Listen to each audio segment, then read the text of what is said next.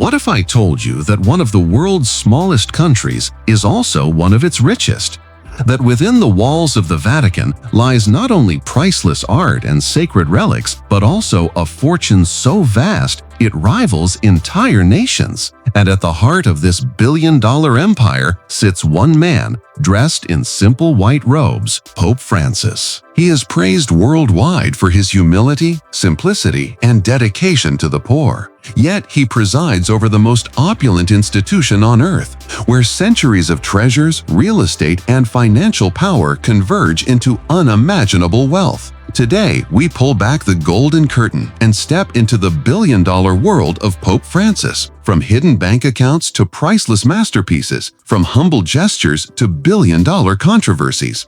This is the Vatican as you've never seen it before. Stay with me, because what you're about to discover will leave you questioning everything you thought you knew. The Vatican City covers less than half a square kilometer, smaller than most shopping malls.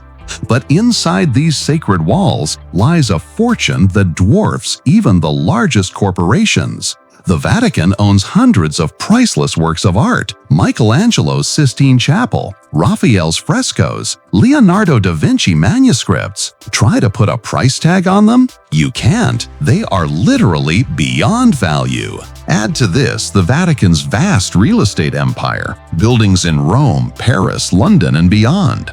Reports suggest that the Vatican holds property worth billions of dollars across Europe alone. And then there is the Vatican Bank, formerly known as the Institute for Works of Religion. With billions in assets, it has been linked to secret accounts, hidden wealth, and financial scandals stretching back decades. So when we talk about the Vatican, we are not just talking about faith. We are talking about a global financial powerhouse wrapped in robes of spirituality. Pope Francis, born Jorge Mario Bergoglio in Buenos Aires, Argentina, was known as the People's Priest. He took public transport, cooked his own meals, and lived simply among the poor. When he became Pope in 2013, he broke centuries of tradition. He refused the lavish papal apartments and instead chose to live in a modest guest house. He swapped the golden throne for a simple wooden chair. He often rides in a humble Ford Focus instead of luxury cars. To the world, he became a symbol of humility, a spiritual leader who rejected extravagance. Yet behind him stood the Vatican, its treasures glittering, its vaults overflowing. This paradox is what makes Pope Francis's world so intriguing. A man of simplicity leading a kingdom of unimaginable luxury. Let's step inside. Imagine walking through the Vatican museums. Your eyes meet ceilings covered in gold leaf, walls decorated with jewels, and galleries holding paintings worth more than entire skyscrapers. The Sistine Chapel alone, painted by Michelangelo in the 1500s, is valued at over $1 billion if ever it could be sold. The Vatican Library holds manuscripts dating back over 1,000 years, some so rare that scholars wait years for just a glimpse. And then there are the gifts: golden chalices, diamond-studded crosses, and treasures given to popes by kings, queens, and emperors. This isn't just religion, it's a living museum of wealth, guarded by tradition and history. But beyond art and real estate lies something even more mysterious: the Vatican Bank. For decades, the Vatican Bank has been accused of secrecy, hidden accounts, and shady dealings. Billions of dollars move through its vaults, donations, investments, and funds from around the world.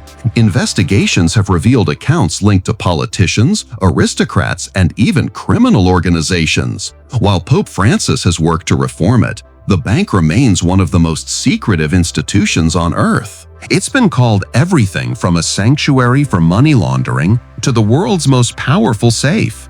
Imagine having access to a financial system so secret, so independent, that no government can fully control it. That is the power sitting quietly behind Pope Francis's papacy. Wealth isn't the Vatican's only strength. It also commands enormous political influence. Pope Francis is not just a religious leader, he is a head of state. He meets with presidents, prime ministers, and royalty. He influences debates on climate change, human rights, immigration, and global peace.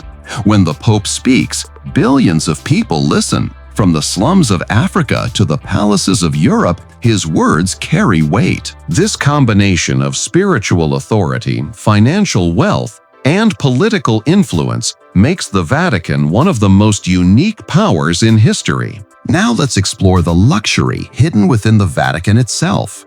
Behind closed doors lie dining halls where crystal glasses hold rare Italian wines. Private chapels sparkle with gold and jewels. Gardens, usually unseen by the public, offer serene walks fit for royalty. The Pope's wardrobe, though modest compared to past popes, still includes robes hand-stitched with the finest fabrics, rings symbolizing centuries of power, and ceremonial garments worth thousands of dollars each. Even though Pope Francis personally rejects excess, the institution itself radiates grandeur. Of course, with such wealth comes controversy. Critics ask, should the Catholic Church hold billions in art and property while millions live in poverty? Couldn't the Vatican sell its treasures to feed the poor, heal the sick, and end hunger?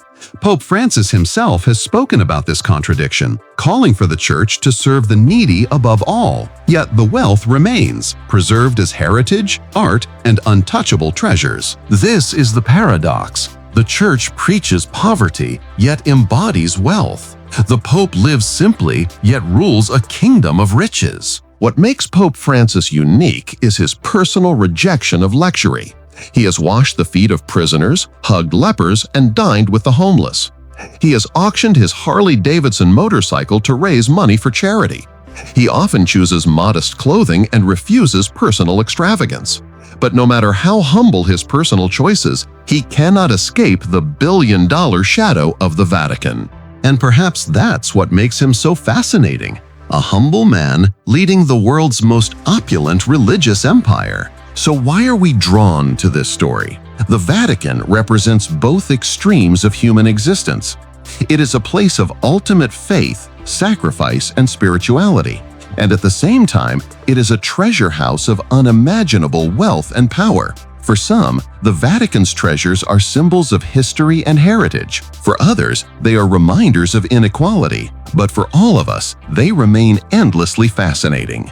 Beyond the halls of art and the mysteries of finance, the Vatican holds another, more subtle form of luxury, the luxury of time and secrecy. Few outsiders are allowed into the Pope's private chambers. Few can see the confidential documents stored in the Vatican's secret archives. And few will ever know the full extent of the Church's influence on the world stage. This is a luxury that cannot be bought, only earned, and it has been guarded for centuries. The paradox continues. A humble man in simple robes, walking past treasures worth billions, navigating corridors of power where kings and presidents bow, yet choosing to focus on the poor, the suffering, and the marginalized. This is the luxury of choice, the ultimate form of power. Pope Francis wields it with a gentle hand, reminding the world that true influence lies not just in wealth, but in compassion. So now you've seen it. The billion-dollar world of Pope Francis, a man of humility at the head of a golden empire, a tiny nation that holds vast wealth, secret power, and spiritual influence. This is the paradox of the Vatican. This is the hidden luxury of faith. And this is just the beginning. If you enjoyed this journey into wealth, power, and mystery, don't just watch. Become part of the global luxury world family. Hit subscribe, tap the bell icon, and join us as we uncover more secrets from the luxurious lives of the world's most powerful figures. Because in the end, luxury isn't just about money. It's about the stories that money creates. And here on Global Luxury World, those stories never end.